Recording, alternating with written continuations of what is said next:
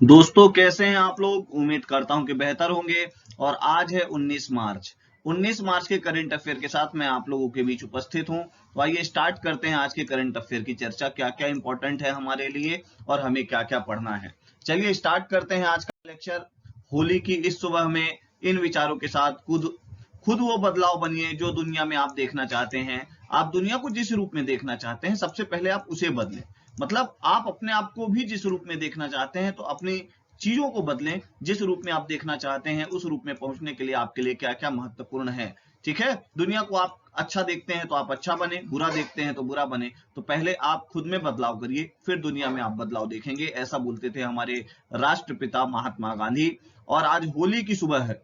ठीक है, होली की सुबह में मैंने ये देखा कि बहुत सारे बच्चे क्या कर रहे हैं कि प्रॉपर लेक्चर वॉच नहीं कर रहे हैं। क्यों? क्योंकि भैया होली थी। तो ध्यान रखिए, आप 2 दिन की छुट्टी मार लेंगे पर आप ये सोचिए कि उस 2 दिन में कितना पीछे गए हैं। जब हम तैयारी करते हैं तो त्योहारों को अलग रख के अपने पढ़ाई जरूर करनी चाहिए। 10-15 मिनट 20 मिनट का वीडियो होता है, इससे ज्यादा का नहीं होता। आप देखेंगे तो आपको बहुत ज्यादा उसका लाभ मिलेगा। आइए स्टार्ट करते हैं आज का लेक्चर जो बहुत महत्वपूर्ण है। सबसे पहले बात करते हैं, आज बात करते हैं senior national weight lifting championship. पहली बात तो senior national weight lifting championship का आयोजन कहां हुआ, ये पहला क्वेश्चन होता है। तो ये भुवनेश्वर में उड़ीसा में शुरू हो रहा है। आज से शुरू हो रहा है, 31 मार्च तक चलेगा।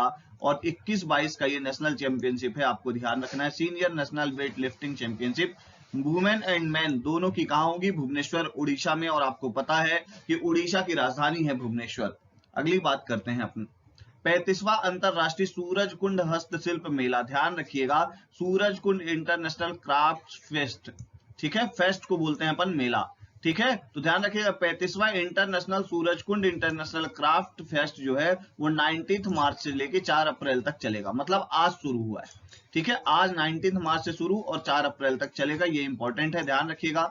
मेले में 20 देशों के अंतरराष्ट्रीय कलाकार जो आएंगे वो मुख्य आकर्षण का केंद्र होंगे।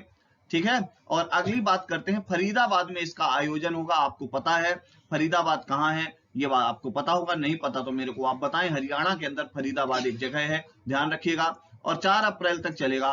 इस मेले का सब्जेक्ट है जम्मू कश्मीर राज्य। कभी कभी पूछता है कि सूरज कुंड मेले का सब्जेक्ट कौन सा राज्य था, तो जम्मू कश्मीर होगा। बहुत इंपॉर्टेंट बात है, आपको पता होनी चाहिए। क्लियर हो गई बात। इस मेले में करीब 20 देश हिस्सा लेंगे। अगली बात ये भी आपको पता होनी चाहिए। क्लियर हो गई बात। चलिए अगली बात करते हैं। हमारे अमेरिकी राष्ट्रपति जो बाइडेन ने मोरक्को, ध्यान रखिएगा मोरक्को एक बहुत इंपॉर्टेंट कंट्री है हमारे लिए भी। तो मोरक्को में राजदूत के लिए किसको नियुक्त किया है? ध्यान रखिएगा पुनीत तलवार को। भारतीय अमेरिकी मतलब पुनीत तलवार कहाँ के हैं? इंडिया के हैं। बेसिकली इनके पिताजी माताजी इंडिया के हैं। ठीक है, और इनको अब ध्यान रखिएगा राजदूत नियुक्त किया गया है मोरक्को का अमेरिका की तरफ से। मतलब ये अमेरिका के डिप्लोमेट बनेंगे कहां? मोरक्को के अंदर। ये हमारे लिए इंपॉर्टेंट हो जाता है। उनका नाम क्या है? पुनीत तलवार। देखिए भारतीय राजदूतों को तो हम पढ़ते ही पढ़ते हैं, पर अब हमें किसको भी पढ़ना चाहिए? ध्यान रखिएगा अमेरिका में कौन से राजदूत जो भारतवंशी हैं। ठीक है, तो इनका नाम है पुनीत तलवार। आगे बढ़े, अगली बात करते हैं। बहुत ज्यादा इंपॉर्टेंट बात है, जापानी पीएम फूमियो किशिदा। नाम बहुत इंपॉर्टेंट है, फूमियो किशिदा। जापान में अभी इलेक्शन हुए हैं, उसके बाद इसी इलेक्शन के कारण G20 की मीटिंग में जापान के पीएम शामिल नहीं हुए थे। ये इंपॉर्टेंट है, मैं आपको और बता देता हूं। फूमियो किशिदा 19 मार्च से लेके 20 मार्च तक 2 दिन 19 और 20 आज और कल दिल्ली में होंगे। वे भारत जापान समिट में हिस्सा लेंगे। जापानी प्रधानमंत्री फूमियो किशिदा शनिवार मतलब 19 मार्च मतलब आज 2 दिन के दौरे पे भारत आ रहे हैं। 14वें भारत पाकिस्तानी भारत जापानी शिखर सम्मेलन में ये क्या करेंगे? भाग लेंगे। आपको ये बता दें फूमियो किशिदा की प्रधानमंत्री बनने के बाद, कहां के प्रधानमंत्री? जापान के प्रधानमंत्री बनने के बाद पहला भारत दौरा है। ये इंपॉर्टेंट है, आपसे ये पूछा जा सकता है। ध्यान रखिएगा फूमियो किशिदा की पहली भारत यात्रा कब हुई प्रधानमंत्री बनने के बाद? तो आपको पता होना चाहिए 19 मार्च। मेरी बात समझ गए क्या? ये पहली बार है जब वो पीएम मोदी से मुलाकात करेंगे। मेरी बात समझ गए क्या? ठीक है, क्लियर हो गई बात। चलिए इतनी बात आपको पता होनी चाहिए। ये बात, ये जो यहाँ पे लिखा गया है इसको आप हटा दीजिएगा। ठीक है, ये कल की न्यूज थी, ये मैंने यहाँ से शायद हटी नहीं है। कोई बात नहीं है, गलती से टाइप हो गई है। यहाँ पे ध्यान दीजिएगा कि भैया फूमियो किशिदा जो है, फूमियो किशिदा जापानी पीएम है और 19 से 20 मार्च जो है वो दिल्ली में आएंगे और वो इनकी पहली भारत यात्रा होगी प्रधानमंत्री बनने के बाद।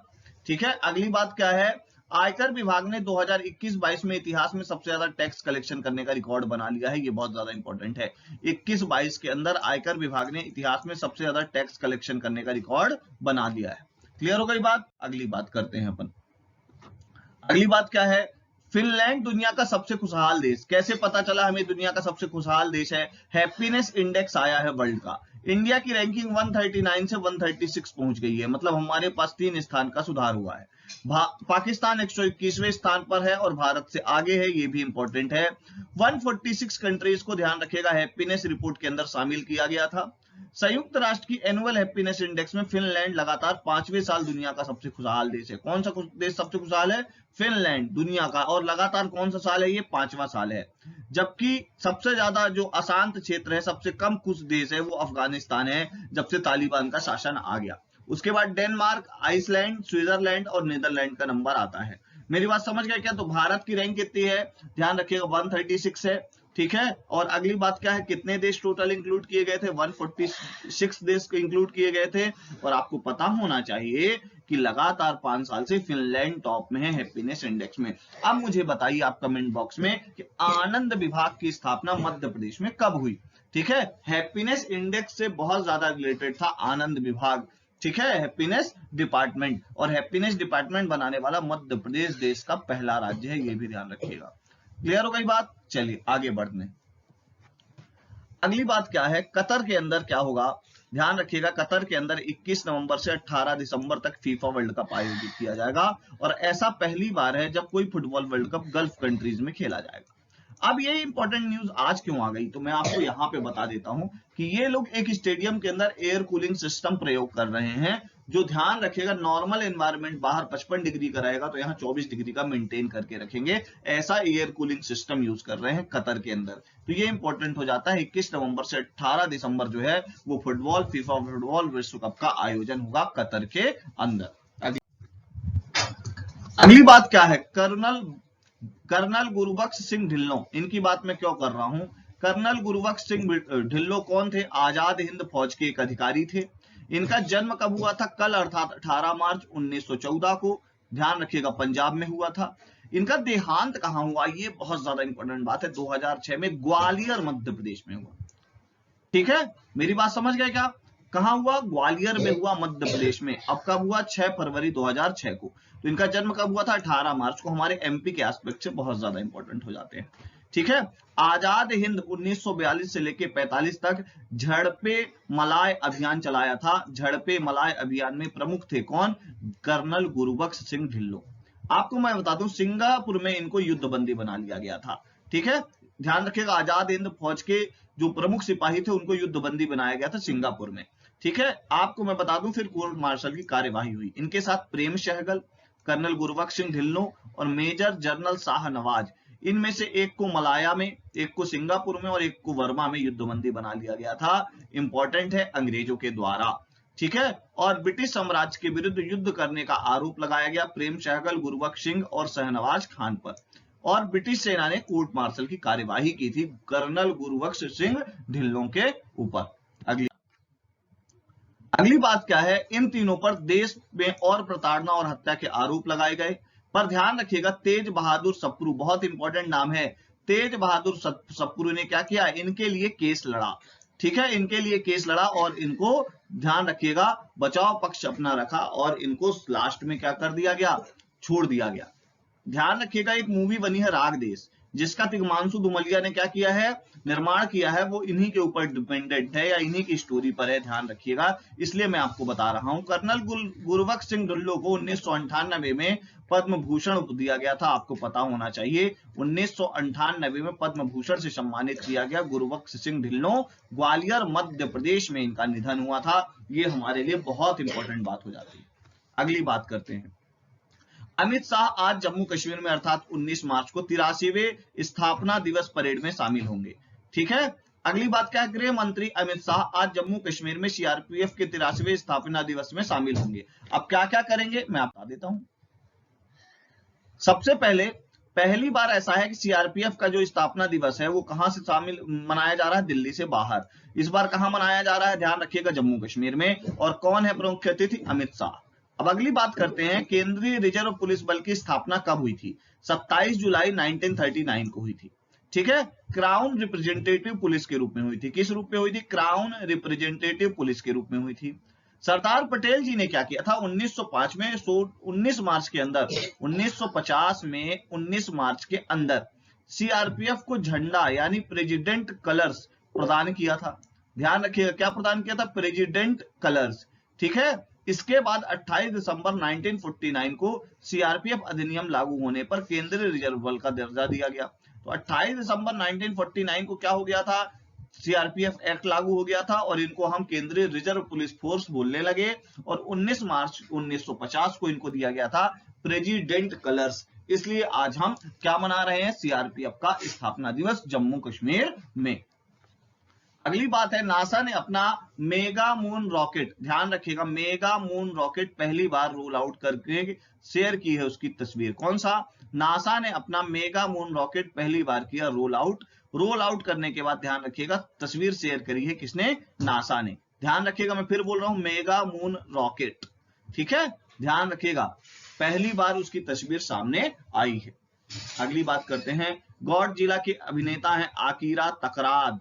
बहुत इंपॉर्टेंट है, आकीरा तकराद, इनका निधन हो गया है। गॉडजिला बहुत इंपॉर्टेंट मूवी है जो इन्होंने बनाई थी। अगली बात करते हैं, टेस्ट डेब्यू में सबसे तेज शतक बनाने वाले बल्लेबाज शिखर धवन। देखिए, मैं ये चर्चा क्यों कर रहा हूं, एक्चुअली 18 मार्च 2013 को इन्होंने मोहाली टेस्ट में ऑस्ट्रेलिया के खिलाफ बनाया था। ये चर्चा मैं इसलिए कर रहा हूं, आपको पता होगा कुछ ही दिनों पहले शिखर धवन हमारे जो है, माफ कीजिएगा, ऋषभ पंत, हमारे जो है ऋषभ पंत, उन्होंने सबसे तेज 50 मारी थी भारत की तरफ से 28 बॉल में। ठीक है, तो हो सकता है 50 से उनको सेंचुरी याद आ जाए। तो ध्यान रखिएगा, टेस्ट में सबसे तेज सेंचुरी बनाने वाले प्लेयर शिखर धवन है। उन्होंने 50 गेंदों में शतक लगा दिया था। कितनी बॉल्स में? 50 गेंदों में सेंचुरी मार दी थी 18 मार्च 2013 को ऑस्ट्रेलिया के अगेंस्ट। तो सबसे तेज अर्धशतक ऋषभ पंत अगेंस्ट श्रीलंका, सबसे तेज शतक शिखर धवन अगेंस्ट ऑस्ट्रेलिया, ये आपको पता होना चाहिए। अगली बात करते हैं, कुंजीलाल दुबे हमारे मध्य प्रदेश के विधि पुरुष बोले जाते हैं। कुंजीलाल दुबे बहुत इंपॉर्टेंट है। 18 मार्च 1896 इनका जन्म हुआ था। 18 मार्च 1986 को इनका जन्म। स्वतंत्रता सेनानी, वकील, राजनीतिक, मदन मोहन मालवीय और नरसिंह चिंतामन केलकर जैसे स्वतंत्रता सेनानियों से प्रेरित थे। तो एक नाम और यहाँ पे ध्यान रखिएगा, नरसिंह चिंतामन। ठीक है, मदन मोहन मालवीय को तो आप जानते ही होंगे। ठीक है, अगली बात करते हैं, महात्मा गांधी द्वारा सत्याग्रह के लिए चुने गए थे और पुलिस द्वारा हिरासत में लेने में 6 महीने सजा भी काटी थी।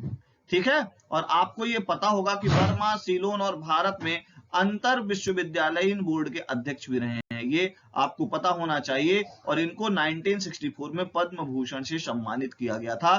कुंजीलाल दुबे हमारे भारत के, हमारे मध्य प्रदेश के विधि पुरुष भी कहे जाते हैं। तो आप मुझे बताइए कि कुंजीलाल दुबे को हम किस रूप में मध्य प्रदेश के अंदर स्पेसिफिक पढ़ते हैं? कमेंट बॉक्स में आपको बताना होगा ये बात। अगली बात करें, रोलेट एक्ट, ध्यान रखिएगा, 18 मार्च 1999 रोलेट एक्ट जैसे काले कानून के रूप में मनाया जाता है। ध्यान रखिएगा, रोलेट एक्ट अंग्रेजों द्वारा प्रथम विश्व युद्ध के दौरान 18 मार्च 1919 को रोलेट एक्ट पारित किया गया था। हमसे पूछा जा सकता है कि रोलेट एक्ट कब पारित किया गया अंग्रेजों के द्वारा? तो 18 मार्च 1919 को। अब क्या था? रॉलेट नामक एक समिति थी जिसके अध्यक्ष सर सिडनी रॉलेट थे।